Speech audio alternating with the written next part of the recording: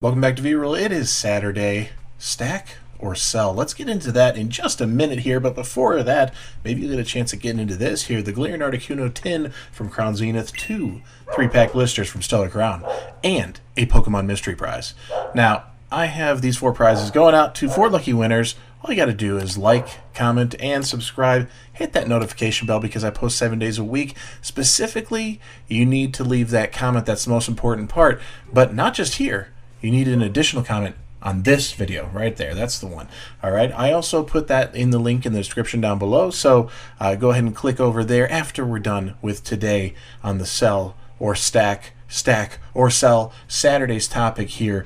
Let's take a look. Now, I want to jump in here and start this out with, should you buy it or should you keep it if you have it? Is it time to sell it? All sorts of different things to consider. And these are all just my opinions.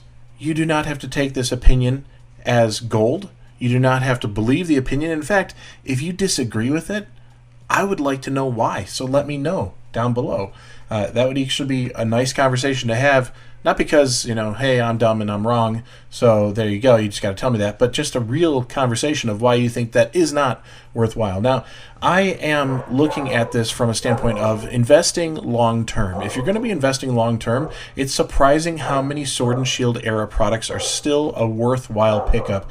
Looking at the build and battle boxes, these are overlooked so quickly, but they're small, they're easy to keep around, 4 packs inside, a promo, a little deck in there. Not that that has a lot of value. Over time, it actually is hit or miss. It's really dependent on the promo itself, the Pokemon on there being featured, but the fact that it's a stamped promo with the set name stamped on the promo itself.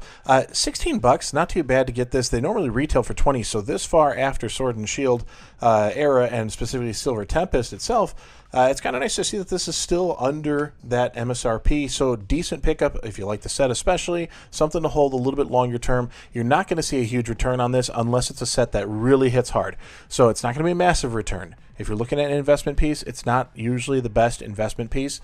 However, it is a nice predictor of other things you can think about in sets moving forward. If there's a lot of traction on a set, let's say Paldea Evolved, all right, there's a lot of traction there. The build and battle kits might actually have a little bit more inherent value because the pack value inside is already higher than other comparable sets in the same era of not Sword and Shield, Scarlet and Violet. Got to flip between those two, and it's a little bit annoying sometimes. Astro Radiance, we're in the same story here. We have $21 there, but market price is actually showing like 17 bucks. So let's actually see what you can pull it for here. 21, 21, 21. Yeah, with shipping, you're getting close to there. So interesting that market price is bringing it so low, even though it's pretty much showing $21. So maybe this one isn't quite what you want to do. I know that the Pokemon Center Elite Trainer Box of Astro Radiance is still available on Pokemon Center website, and even though it's a Pokemon Center exclusive, aftermarket is already showing higher than the MSRP, which is still available. So consider those things. You have to know what you're looking for and know what you want out of it. Lost Origin, this one has been climbing in price for the booster box, so it's no surprise that this will have some sort of pack value with that Giratina and others in here. And specifically, the build and battle, again, set of four packs and the promo option for you with the little deck. 20 bucks, not too bad to be picking that up. Brilliant Stars, same boat. It's a Charizard set, all right? But you have Arceus in there as well. There's a few really great cards in there. Potential of pulling is pretty nice. And having those packs available at 19 bucks, not too bad. Now we can get into a little bit more modern stuff. Paldea Evolved, surprisingly, while the booster box is climbing a little bit every day, it feels like, and maybe that's not entirely true, but it's like almost 140 right now for the box. We have this at $36. This would be a great pickup. This, in my opinion, is a great pickup at $36, $37, $39 if you're going with that shipping there. So, but let's see. Wow, looks like a weird swing there, and we'll probably see a little recovery from that. We're at like 6 month there. Yeah, it's on a recovery right now. So that's the issue there. From back here where it was 32, 35, it shot up a little bit hotter there, and now it's coming down to a recovery. So it's probably going to be floating around here for at least a few more weeks, if not maybe another month or so. If we're not seeing a reprint from this set, which would be surprising if we're not.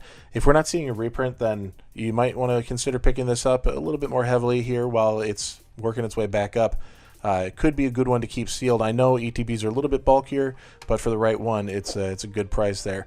So Paradox Rift, there was a lot of decent hype around this set when it first came out. didn't really take off that well, even though there was a lot of good talk for it. And then it seems to have slipped down after that. And here we are at an opportunity. You know, pre-sales are going to put you at 110, 105. You're like 100 on the rare deals. This is 101 right now. It's been a while. This thing's been out, and it's 101. Good time to pick it up. $100. Some of them looks like, I don't know. Here, those are that's why got the Japanese pulling it down a little bit. 101 for the assumed English, I guess, but full sealed booster box there. So not a bad pickup there. You got to deal with tax on TCG Player, I understand, but reasonable for sure. Absolutely reasonable to pick up Paradox Rift booster box. If we're looking at Paldea Evolved, for the way this has been climbing, and this is not going to be forever, but there is a steady climb, and it's not aggressive, it's not crazy, but it's a steady climb, and there have been minimal durations of correction in this market.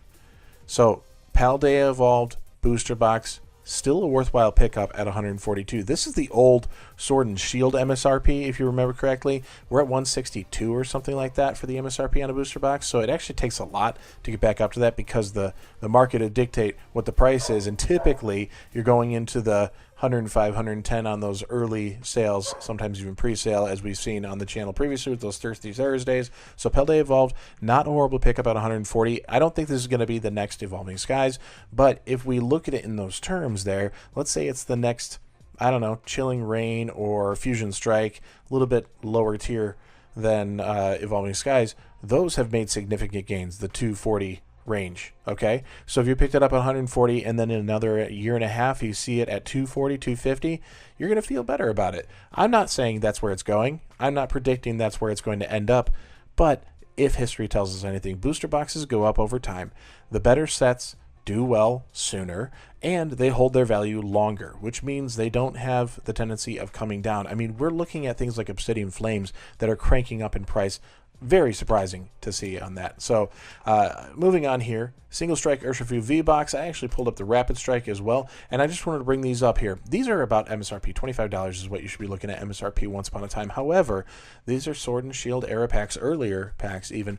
Not the most exciting promos.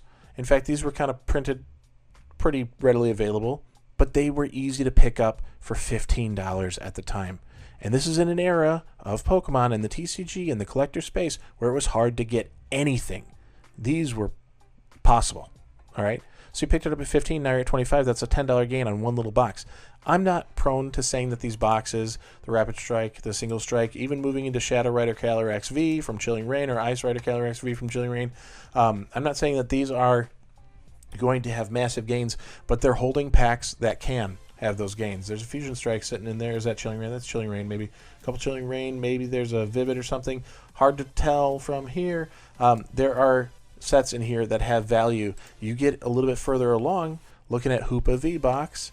Now we're at $24 plus $10 shipping. So what is that really putting us at here? That's our lowest there. $35 basically. Okay, so $35 on this one. And the Dragonite V came out the same time. We're at 40 here. So this one is going up because look at that, Evolving Skies sitting in the window. I don't think they did a reprint of these that didn't contain Evolving Skies. I believe that's back there. Fusion Strike, Evolving Skies, good pack selection here from what we know now, because when Fusion Strike came out, it was somewhat of a flop. Nobody wanted to deal with it. The set was too big, but now we're looking at it, and there's just some great cards in there, and Evolving Skies for sure has great cards. So these were a great pickup. I think I picked up a case of these at like $14 a piece because at that time, I was just buying way too much. So that was the negative side. I was buying too much. I just happened to hit on a few because I was buying too much. So maybe it's time to go through my inventory, throw out the old, not throw out, but sell off the old that don't have the biggest gains from when I bought them, and get it out, clear it out, and maybe allocate those funds for something that I'd like, maybe a little smaller, some graded stuff.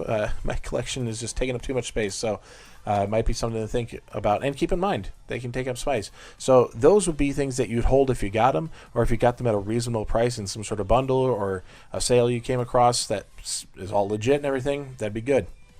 Crown Zenith, I think everybody's aware that this is worth keeping and holding. The ETB is going to be the cream of the crop here because there was no booster box for Crown Zenith. And here we have this little downslide. Not too bad. I don't think we're seeing them at 48, are we? No, okay. So we got a bunch of different stuff here, loose packs. And then we get into, looks like a sealed one. at 55 there. So yeah, we're looking like 55, I guess 54 here. And if you can pick this up still, there might be still a handful of them floating around at those Costco's. If you can pick them up, that would be a good thing to grab now and hold these long term. Crown Zenith is going to be one of those sets. It has great pull rates, and when you pull, it's fun. The cards are beautiful. There's a lot of good stuff in there. I think that's going to have the legs that it takes. 151 surprising because of all the rumors on a restock and or reprint happening soon, coming up in the Christmas season, that we're at $77 for the regular ETB. This is not a Pokemon Center exclusive like you would normally see this kind of price bracket coming out of one of those, but this is pretty wild that the 151 just has that much available. No booster box on 151. If you have these, hold them. I got one sitting up back there. There's one. Hold on to it. Don't open it. It's probably not worth opening the packs. You're not going to pull the pack value inside, considering the top chases are like 125, 130 for a mint. So on that Charizard, so I wouldn't open it. I would just hold on to it. If you want the pack ripping experience, wait for that reprint, see if it's going to be possible, and go ahead and do that pack opening experience. But if you see these in the wild, because they do pop up, grab them. These are worth it to add to your collection, add to your investment. You're not going to see this too often. They're very rare to find these days. Some local game stores, some online game stores are going to have a Celebrations ETB box. I think it's just one of those things that, given enough time, you go to the next anniversary, get to the 30th, this thing's going to skyrocket. That's what happened with the 20th Generations, right? Those went through the roof when Celebrations was released. It was also at a crazy time, but Generations is pretty held up there still with its value, where Celebrations is a good climb, but pretty crazy to see how far apart these sets are, and they're similar in price right now. So that just tells you how important 151 is going to be long-term hold. So just keep that in mind. If you come across anything 151, I would hold on to it if I were you. $160. We thought we were going to be recovering on this because we had that hype there in the 160, and then it was recovering, and now we're on a nice slow gain. I love it. It was at 2 months there, a little bit of a slow gain moving into that 155 range, 160 range on this box here. You have great promos, and I think the more UPCs they release that are a big flop, like the Terrapagos and this Greninja one coming up, where clearly the contents inside do not outweigh the past UPCs rather.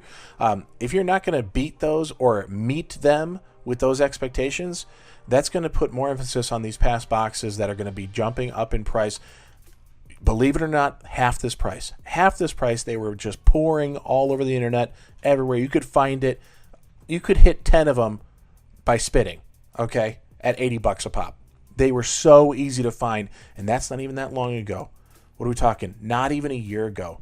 We were in that less than $100 range. A year ago, we were almost at 80. Actually, I believe some of the sales were still happening in, I want to say even January we were seeing sales earlier this year in 2024. Maybe my memory is off on that. I'm getting old, so it could be. When you're making Phil Collins references like I did yesterday, that's pretty sad. So yeah, I'm probably getting too old for this. But $80 a pop, you couldn't find it. You couldn't find it anywhere for more, and now they're 160. Absolutely crazy.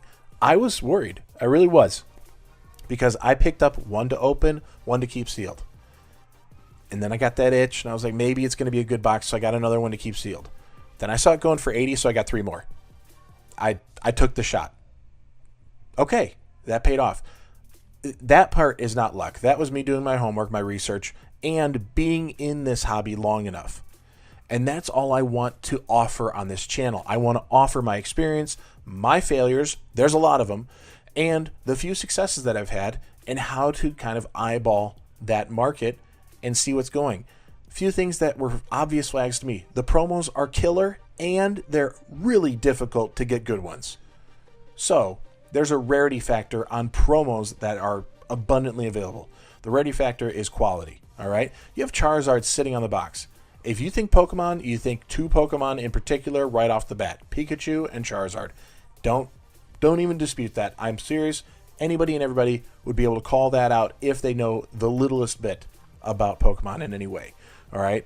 So the fact that this was a solid box, had great promos, then you add into the pack selection, Sword and Shield era is a great era, and you have the Evolving Skies in there. I think there's 3 packs in there.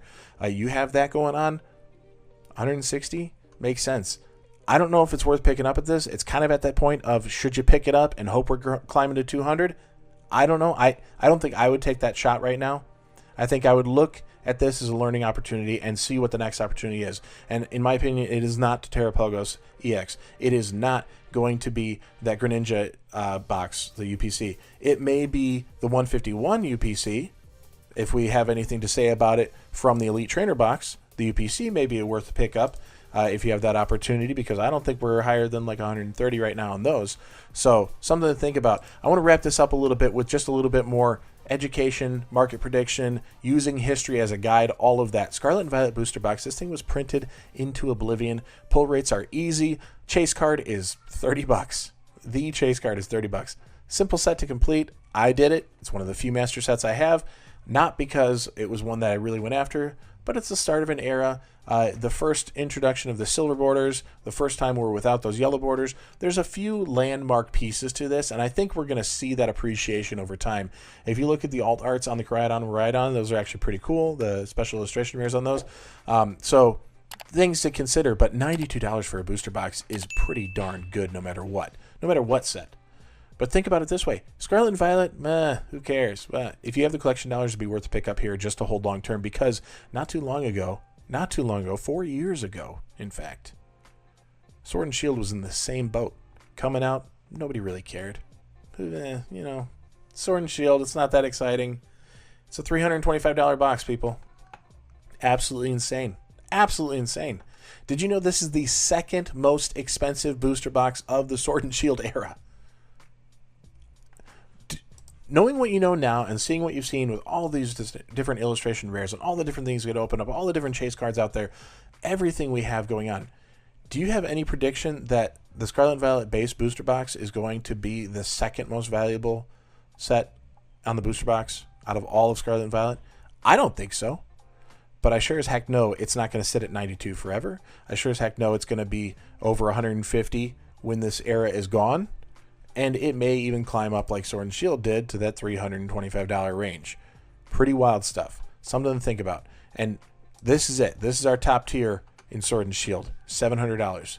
If you have it, hold, because you look at other sets from Sun and Moon, from X and Y, and how far those have gone. And we already know that Evolving Skies destroys them in quality, in wow factor, in artwork. We already know that. So hold. If you have it, hold it.